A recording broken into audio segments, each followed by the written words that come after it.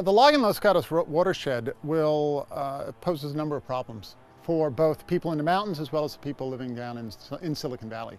It's the watershed and the water supply for 100,000 people. It's surrounded by a community fairly densely populated. About 4,000 people live just within a mile of the logging boundary. And it will have a dire impact on our water supply and our fire protection, as well as many other issues. Over the past year, I've heard from many of the neighbors a lot of concerns were brought to both my and Big Creek's attention, and I want to absolutely assure the folks who are watching this that those concerns are being taken very, very seriously. We are going to try and address every single one of those concerns to the extent that we can. The regulatory process is going to also vet out those concerns and address them. I think it's fair to say that this project is going to manifest itself on a number of different levels. There's a social conscious level. There's a neighborly relations issue here, San Jose Water Company being the big landowner. There is a property rights issue here. As a landowner, if you were an individual landowner who wanted to do things on your land that was in accordance with the law, there should be some recourse for you to be able to do that. We're not doing anything outside of the law. We're going to do everything inside of the law. We're going to make sure that we meet and exceed all the regulations. In Northern California, there stands a redwood forest in the Santa Cruz Mountains between the cities of San Jose and Santa Cruz. Within this forest lies a watershed that provides water to residents and is the home to an extensive animal population. Over 100 years ago, this forest was clear-cut logged. Thus, the area that make up the forest today are relatively young. In the 1890s, the Western Pacific Railroad is constructed. While cutting directly through the forest, the new railroad played an important role, not only in transporting people and goods, but also helping to form little communities around it. Thanks to the railroad, the vacation communities of Aldercroft Heights and Chemiquita Park popped up right outside the local station. In the late 1800s, the surrounding forest was purchased by the San Jose Water Company. The newly acquired Los Gatos watershed became a major source of water for the company and their customers. Today, this creek provides 10% of their water, which translates to about 100,000 customers, the biggest source they own. By the end of the century, the Los Gatos area became a great place for Silicon Valley employees to live, away from the city. In 2005, San Jose Water Company proposed a plan to log over 1,000 acres of the forest. Their reasons state they want to better protect the area from fire and increase the quality of water. But the local residents were not convinced and wanted the forest to remain untouched. In response, they formed the Neighbors Against Irresponsible Logging, or NAIL. The logging poses a number of problems for the community. One is it's the water supply both for the mountain residents and for 100,000 residents of Silicon Valley, and logging is incompatible with good, clean water. No other or none of the largest communities on the West Coast log their watershed. It's explicitly prohibited in San Francisco's watershed, East Bay Mud, on the East Bay Hills Municipal Utility District here, Seattle, Washington, Portland, Oregon, Marin County, the largest counties and the largest municipalities and cities on the West Coast, all of whom have commercial grade lumber in their watersheds, explicitly prohibit commercial harvesting of timber. What you see here in this logging plan is 1,000 acres that's going to be logged right along the stream that supplies drinking water to the communities of Aldercroft Heights and Chemiquita Park. They actually pull their water right out of the same stream, and the logging is going to take place all along the stream and all along around the communities and around the actual source where they pull the water out of. They claim to be very high-tech and very sophisticated with all of their advanced technologies, and yet this is the same company that is introducing this very serious risk into their own watershed. And it's not just going to affect their customers, it'll also affect these smaller communities that will have absolutely no benefit, and they will be really asking to assume all of the risk. I think the concern that the neighbors have is that it's going to degrade water quality. That's ultimately what the concern is. And so what we've done, in addition to what Andy said about the scrutiny, the increased scrutiny for this plan, we've actually prepared a voluntary water quality monitoring plan in addition to what's normally required, and this plan has monitoring points both upstream and downstream of the harvesting operations, and actually right by the intake areas, if I'm not mistaken. That's correct. So we're going to be able to show if there is an impact, we'll see it. We don't believe that's going to be the case, but we, like the neighbors up here, are concerned about water quality too, because this is our main business. This whole project kind of got its genesis in a regulatory project we had to do, which is called our Watershed Sanitary Survey. In 1995, new regulations came into play called the Surface Water Treatment Rule, and it basically was regulations that were focused around treating surface water to make sure that it's safe from natural and man-made pathogens, things like bacteria, virus, cryptosporidium, giardia. But the other component of that is the source water in the watershed. And so the regulation said you got to go up on your watershed and evaluate all existing and potential hazards. And the purpose of that was to say, okay, if you know what's there, is your treatment adequate to protect against it? If you know what's coming, can you do some things on your watershed to prevent additional contamination, new contamination that would require you to have a higher level of treatment? There is absolutely no benefit to water quality, as the timber company and the water utility seem to be claiming. The logging increases the risk exponentially to water quality. It's our watershed for Chimakita Park. It's our source of drinking water.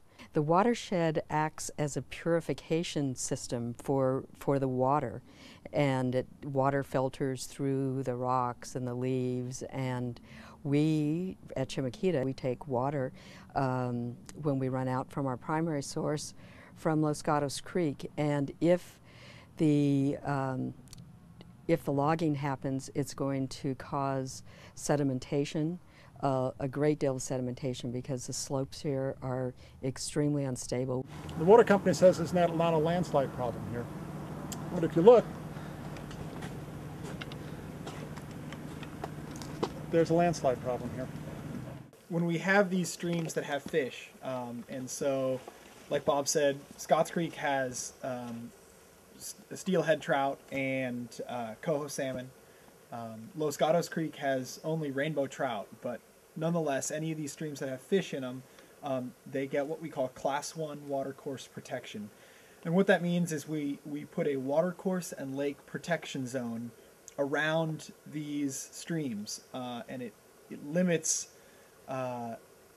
what trees we can cut, where we can cut the trees, how we get them out, to the point that we do very little harvesting. And the acronym is WLPZ, so we call them WILPEZ.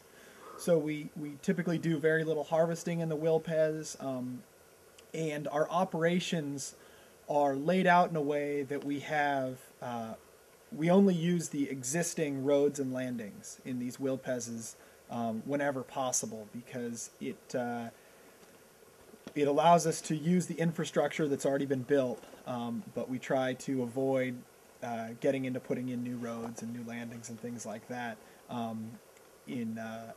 so that we can continue to protect these things. And where we do cut trees or do any sort of operations within a WILPEZ, there's a lot of protection, a lot of thought goes into making sure that we don't get any sort of sediment into the creek.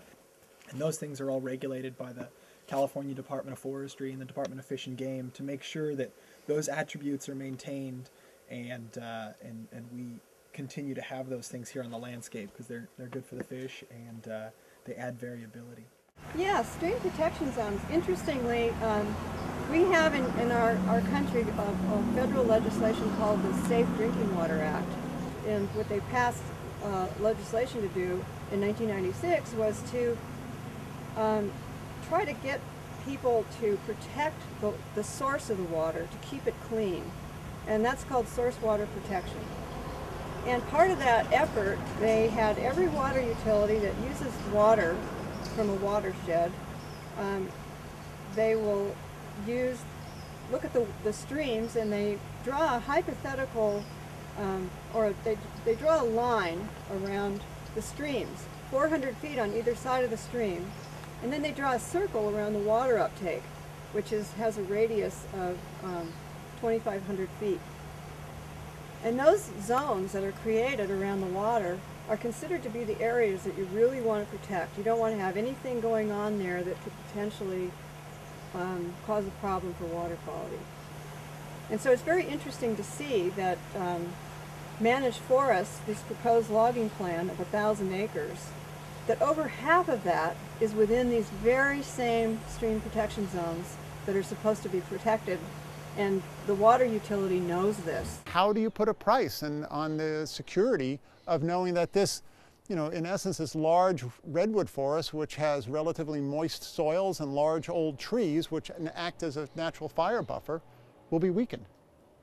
First of all, the ironic thing is, there's very little known about redwood forest fires because they don't occur very commonly. Redwoods grow in areas that have a lot of fog and moisture, so they tend to be they're very naturally fire resistant. In an '85 fire that got into the redwoods, where it charred them or burned off some of their canopy, they just grew back. So they're very adapted to fire. And generally, if there's a fire in the redwoods, it's going to be a ground fire. It's going to move slowly. The chaparral is a completely different story. The chaparral by the California Department of Forestry is automatically treated as a catastrophic canopy fire. And the flames shoot up high. It's very hard to fight. You usually have to use aerial bombers. You can't even think about fighting it on the ground. And as an example, in 1985, when we had the big Lexington fire that burned 13,000 acres, all the homes that burned down were in the chaparral area because they couldn't get to them and because the fire was burning so fiercely over there. The homes along Summit Road where I live, where the fire came up to the edges of our houses, they were able to put ground crews at each house and fight the fire. In a chaparral fire, you really can't fight with ground crews. The myth that large redwood trees are fireproof and there's no benefit to removing any redwood trees in the name of fire protection, and you'll be able to see that that's really not the case at all. Once we finish timber harvesting in a particular unit or in an area like this, we go back in and we lop up all the slash, which basically means we cut up the logging slash, or the branches and the limbs from the trees. We cut that up, dice it up into smaller pieces for two primary reasons. The first one is fire hazard reduction. And so when you take this logging slash, these limbs and branches and leaves, and you spread them out and dice them up, you get them closer to the ground, they retain their moisture for a lot more of the year, and they also they don't have as much air worked into there, and so it's a much less flammable ground cover. Any fire needs two things. It needs fuel and oxygen. The trees are the fuel for any fire, but fire doesn't exist in just a single manner. There are various forms of fire, and in addressing the issue of fire suppression on this project, the thing we can control is the fuels.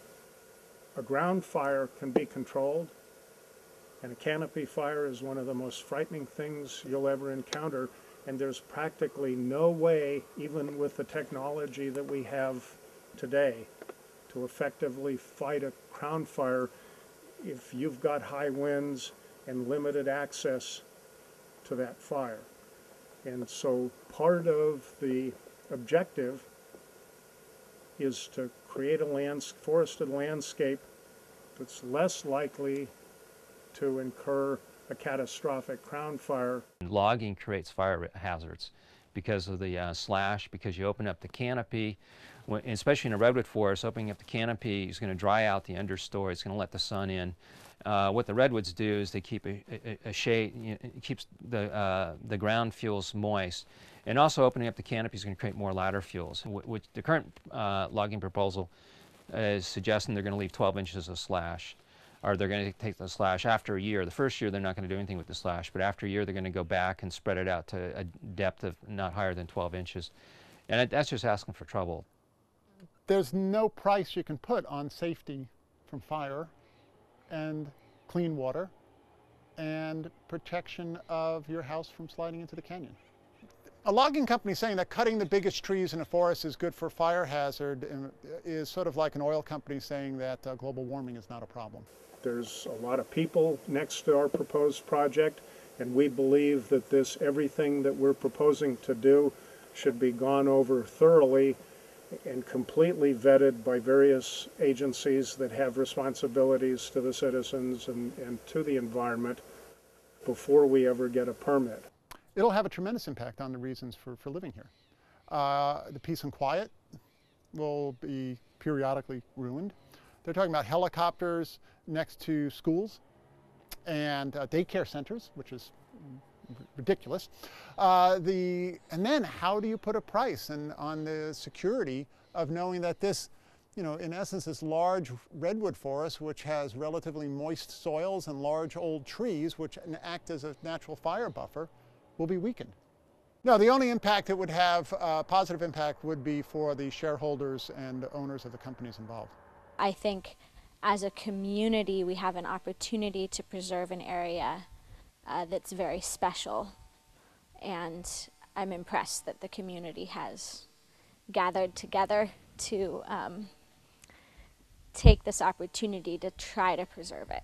Noisy to have all the helicopters and trucks going in and out of our neighborhood, and taking out the trees could cause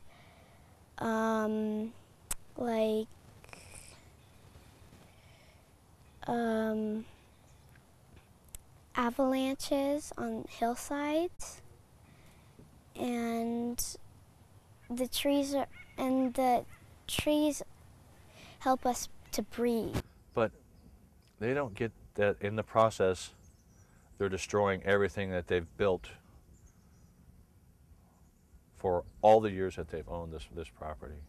The tree that you see behind me here and the trees around me are all prime suspects. These are perfect Big Creek material. There'll be a logging truck here tomorrow if we let them.